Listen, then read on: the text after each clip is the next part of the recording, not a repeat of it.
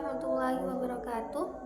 Alhamdulillahirrabbilalamin. Wassalatu wassalamu ala ashrafil anbiya'i wal mursalin Sayyidina wa maulana Muhammadin wa ala alihi wa sahbihi ajma'in, amma ba'du. Yang saya takdimi pengasuh dan ketua Yayasan Pendidikan Pesantren Zainul Hasan Genggong, yakni Yai Haji Muhammad Hasan Taukil Alawa SHMM. Yang saya hormati Rektor Universitas Islam Zainul Hasan Genggong, yakni Dr. Abdul Aziz BAMAG. Yang saya hormati Kepala Prodi PAI, yakni Ibu Kustiana Arisanti MPDI. Dan yang saya hormati dosen mata kuliah Administrasi dan Manajemen Pendidikan, yakni Ibu Salamah Eka Susanti. Dan tak lupa pula teman-teman yang berbahagia. Perkenalkan, nama saya Hikmatul Musayyaroh. Saya dari Prodi PAI kelas 4A. Di sini saya akan mempresentasikan tentang supervise dalam pendidikan. Nah, sebelum membahas supervise, mari kita membahas pendidikan terlebih dahulu. Apakah pendidikan itu? Pendidikan merupakan salah satu unsur yang sangat penting dalam pembangunan suatu bangsa.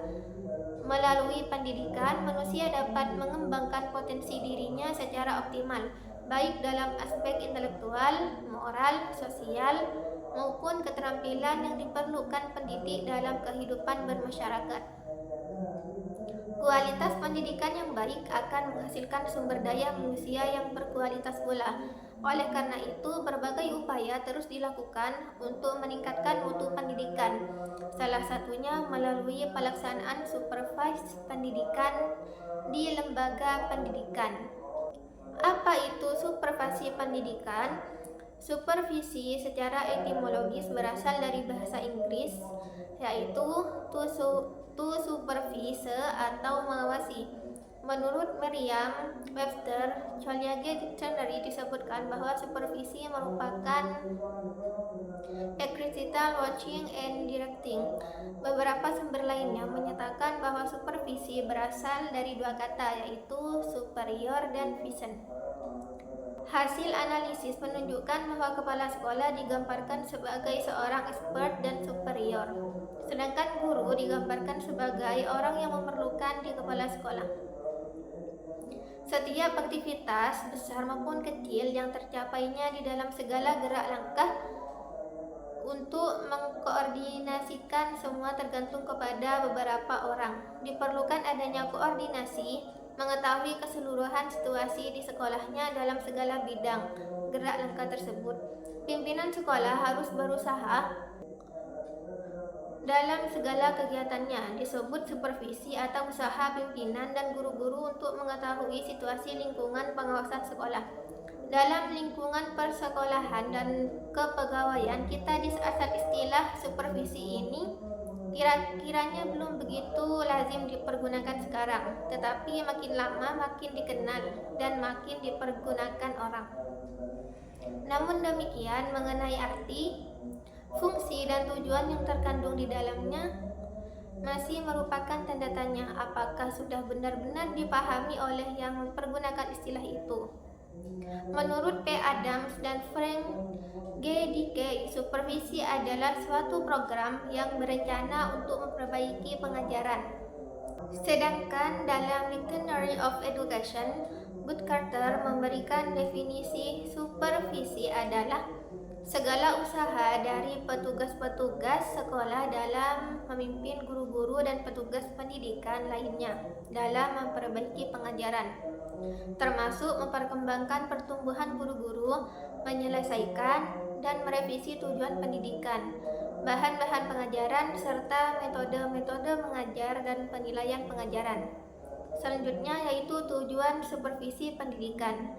Tujuan dari evaluasi supervisi pendidikan adalah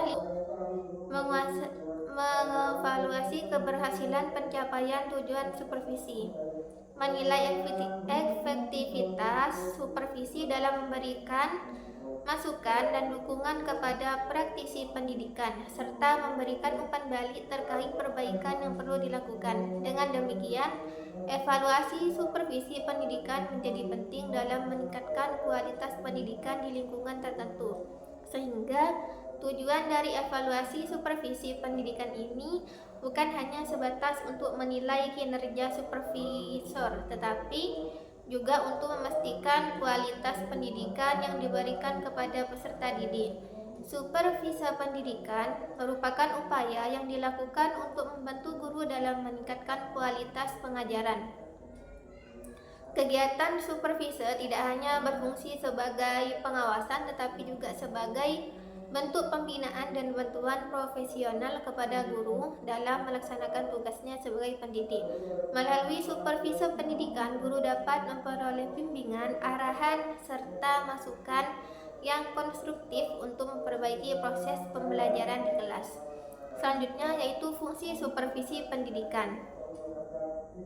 Secara umum, fungsi utama supervisi pendidikan adalah untuk memberikan penjaminan mutu pendidikan, baik suatu pada aspek pembelajaran sebagai inti dari proses pendidikan itu sendiri, maupun mutu pengelolaan program pendidikan yang dilingkupinya.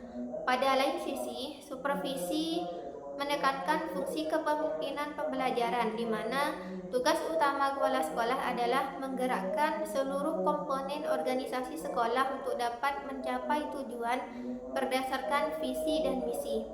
Tujuan organisasi tidak hanya tercapai begitu saja, tapi tercapai atas proses yang bermutu sehingga memberikan hasil yang bermutu pula. Supervisi pendidikan memiliki beberapa fungsi penting, diantaranya yang pertama, fungsi evaluatif, yaitu untuk mengetahui kelebihan dan kekurangan proses pembelajaran serta aspek-aspek lain yang mendukung satu pendidikan. Yang kedua, yaitu fungsi pengembangan, yaitu membantu guru mengembangkan potensi diri, berkreativitas dan inovasi dalam melaksanakan tugasnya. Yang ketiga yaitu fungsi korektif, yaitu memperbaiki kekurangan atau kesalahan yang terjadi dalam praktek pembelajaran dan manajemen sekolah. Dan yang keempat yaitu fungsi motivatif, yaitu memberikan dorongan moral, semangat, dan rasa percaya diri kepada guru dalam menjalankan tugas profesionalnya. Dan yang terakhir yaitu fungsi konsultatif, yaitu memberikan bantuan teknis dan profesional melalui konsultasi agar guru dapat memecahkan masalah yang dihadapi. Salah satu indikator utama mutu sebuah proses di dalam satu proses kerja organisasi adalah seluruh subjek yang terlihat dalam proses tersebut memerankan perannya dengan penuh komitmen, semangat, dan kepuasan.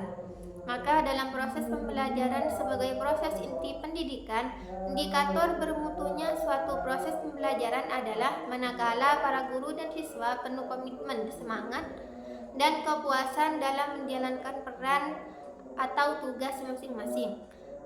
Selanjutnya yaitu ruang lingkup supervisi pendidikan. Ada 3. Yang pertama ada bidang kurikulum, yang kedua ada bidang kesiswaan dan supervisi klinis. Selanjutnya yaitu prinsip-prinsip dalam pelaksanaan supervisi pendidikan.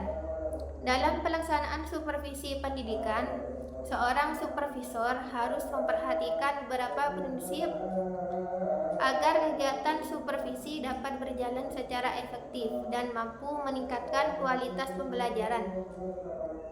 Prinsip-prinsip ini menjadi pedoman bagi kepala sekolah atau pengawas dalam memberikan bimbingan kepada guru agar proses pembelajaran dapat berjalan lebih baik. Supervisi tidak hanya bertujuan menilai, tetapi juga memberikan bantuan profesional kepada guru dalam meningkatkan kualitas pengajaran.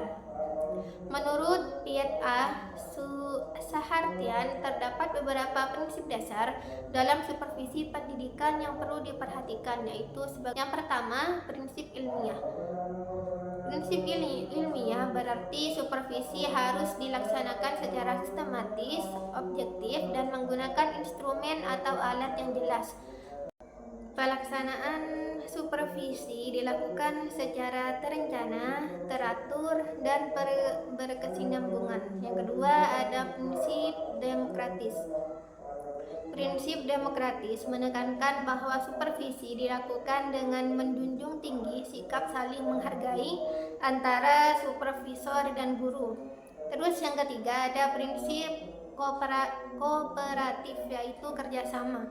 Prinsip kooperatif berarti supervisi dilakukan melalui kerjasama antara supervisor dengan seluruh staf sekolah, khususnya guru. Dan yang keempat ada prinsip konstruktif dan kreatif. Prinsip konstruktif dan kreatif menekankan bahwa supervisi harus memberikan dorongan kepada guru untuk mengembangkan kreativitas mengajar. Supervisor memberikan saran, bimbingan, dan motivasi yang membangun sehingga guru terdorong untuk menciptakan metode pembelajaran yang lebih inovatif dan efektif. Prinsip ini bertujuan menciptakan suasana yang aman dan mendukung bagi guru untuk mengembangkan potensi yang dimilikinya. Sekian presentasi dari saya, kurang lebihnya saya mohon maaf. Wassalamualaikum warahmatullahi wabarakatuh.